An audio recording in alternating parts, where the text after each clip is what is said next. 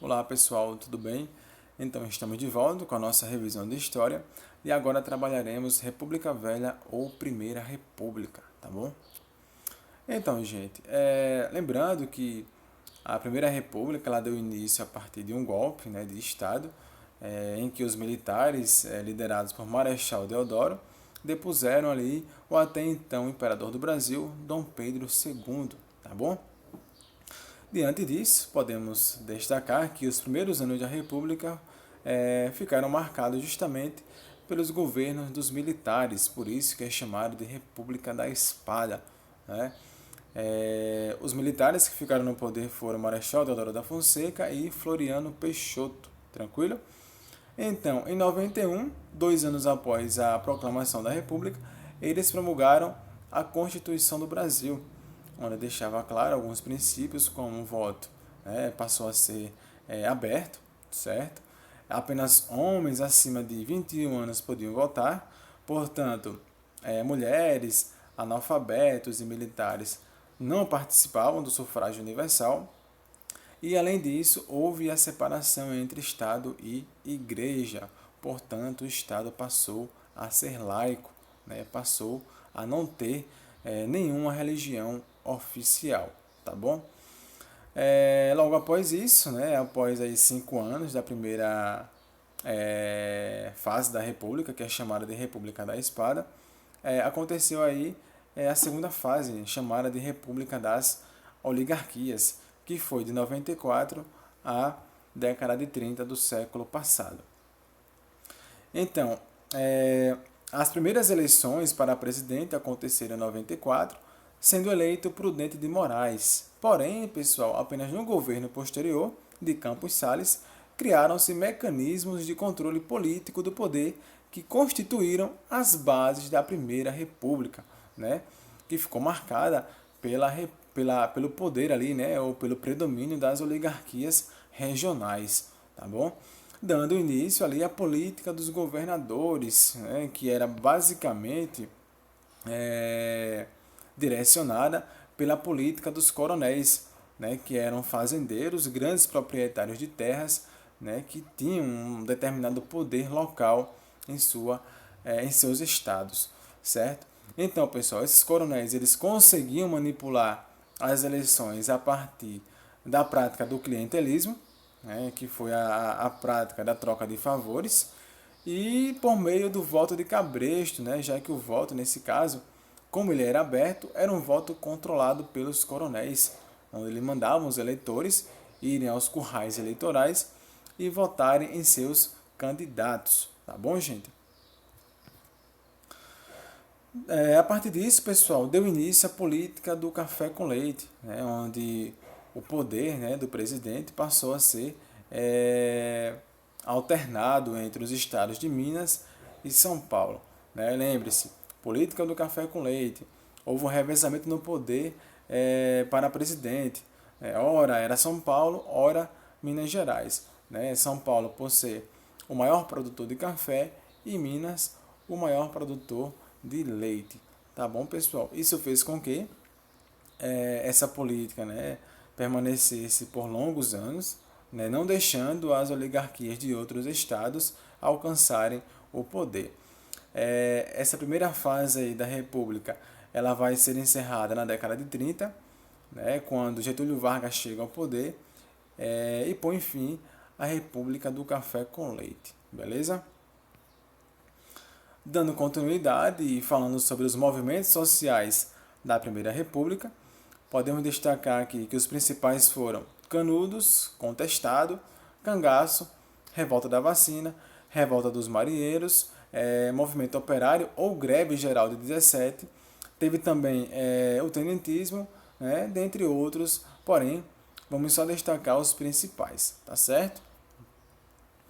Então, a Guerra de Canudos ela aconteceu na Bahia, mais precisamente na região de Canudos, que é uma cidadezinha, né, uma raia que tinha como líder Antônio Conselheiro, e eles lutavam, pessoal, contra a miséria, a fome, a arbitrariedade dos coronéis e a negligência do Estado, né, do governo republicano naquela região. Vale lembrar que os camponeses do Arraial venceram as 3 primeiras expedições organizadas, né, porém perderam na quarta, né, não resistiram, pois a superioridade bélica do governo, né, e a estratégia utilizada por ele levou Canudos à total destruição, tá bom? Então, Antônio Conselheiro, ele havia morrido antes do conflito, porém seu corpo foi exumado, né, desenterrado, e sua cabeça foi cortada e levada para Salvador, servindo de troféu para a República, beleza? A Guerra do Contestado, que aconteceu ali entre os estados do Paraná e Santa Catarina, recebe esse nome por ser uma região bastante contestada, disputada, tá bom? As causas do conflito foram as expulsões, né, dos sertanejos de suas terras pelos fazendeiros e as péssimas condições de vida, tá bom, gente? Como Canudos, a Guerra do Contestado também foi liderada por um beato, né, uma pessoa religiosa, José Maria. Por isso, gente, que os historiadores costumam dizer que tanto a Guerra de Canudos quanto a Guerra do Contestado foi um movimento messiânico, né? Até porque foi liderado por um líder ou por uma pessoa religiosa, tá bom? Por um padre, né? O beato José Maria e de Canudos, Antônio Conselheiro. Quanto ao cangaço, teoricamente defendiam o povo dos demandos dos coronéis, né? Quanto ao cangaço, essa história ela tem muitas controvérsias, né? Segundo os historiadores. O principal líder do cangaço foi Virgulino Ferreira, o Lampião. Para alguns historiadores, não podemos mistificar os cangaceiros, pois se por um lado eles realmente enfrentavam os coronéis, por outro, acobertavam e até defendiam latifundiários, né, aliados e chefes políticos locais. Os cangaceiros cometiam diversos crimes, como roubavam, matavam e torturavam, e muitas cidades do interior foram atacadas e saqueadas, tá bom, pessoal? Porém, segundo os historiadores, né, principalmente para Eric Hobsbawm, eles não foram revolucionários, mas indivíduos que foram conduzidos à criminalidade devido a um fator, né, de sobrevivência, tá certo?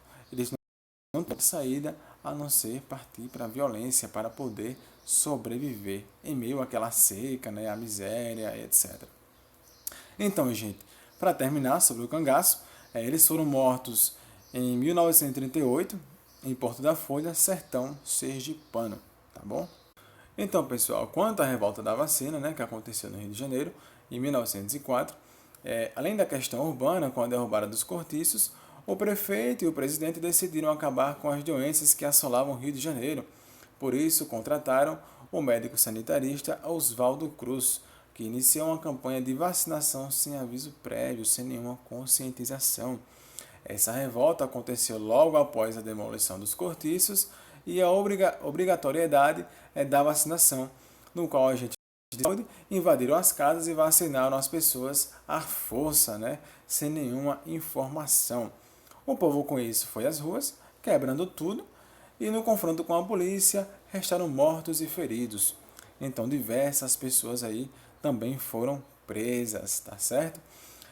Então, gente, o processo de urbanização, né, devido a esses movimentos, não foi encerrado, mas o conflito foi contido pelas autoridades locais, certo? E depois disso, é claro, as prefeituras passaram, né, a conscientizar as pessoas sobre a importância da vacina, tá bom? Quanto à revolta da Chibata ou a revolta dos marinheiros, que aconteceram entre 1910. É importante lembrar, pessoal, que os marinheiros dessa época eram de origem humilde, em sua maioria negros e mestiços. Eles eram tratados como escravos, pois não tinham direitos adquiridos e sua alimentação era de péssima qualidade. Além disso, não conseguiam se ascender profissionalmente, né, pois os melhores cargos estavam com os brancos, beleza? Além disso, eles lutavam contra os castigos que sofriam, né, que eram as chibatadas, caso cometessem qualquer falta em serviço. Então, apesar das queixas, eles tinham seus problemas resolvidos, né? João Cândido, por exemplo, que foi o principal líder, dessa revolta, ele praticamente, né, se rebelou contra o prefeito da cidade do Rio de Janeiro e contra o presidente, a fim de negociar melhores condições de vida e também melhores condições de trabalho, né, para esses marinheiros. Ao fim da revolta, os marinheiros rebeldes, né, entre aspas, foram presos, mas a chibata finalmente foi abolida da Marinha. Tranquilo, pessoal? Lembrando que o estopim, né, dessa revolta aí foi justamente quando um amigo, né, um marinheiro da Marinha do Rio de Janeiro, ele sofreu um castigo, né, no qual teve que levar mais de 125 chibatadas, tá bom, gente? Então, pessoal, também teve a greve geral de 1917, eu errei a data, perdão. Ela aconteceu na cidade de São Paulo e os trabalhadores, né, a classe operária, lutava contra as péssimas condições de trabalho, por melhores salários e por uma redução de jornada reduzida. Então, essa greve aumentou a conscientização e a capacidade de organização dos trabalhadores, que passaram a formar sindicatos, inclusive também, né, criaram um próprio partido chamado Partido Comunista Brasileiro, ou PCB, no ano de 1922. É importante salientar que somente no governo de Vargas, né, ali a partir da década de 40, foi que os direitos trabalhistas foram garantidos pela consolidação das leis do trabalho, ou CLT. Beleza, gente? Então, é isso. Espero que vocês tenham gostado e estarei por aqui para qualquer dúvida, tá bom? Até a próxima, continue ficando em casa, se cuidando e até mais. Valeu!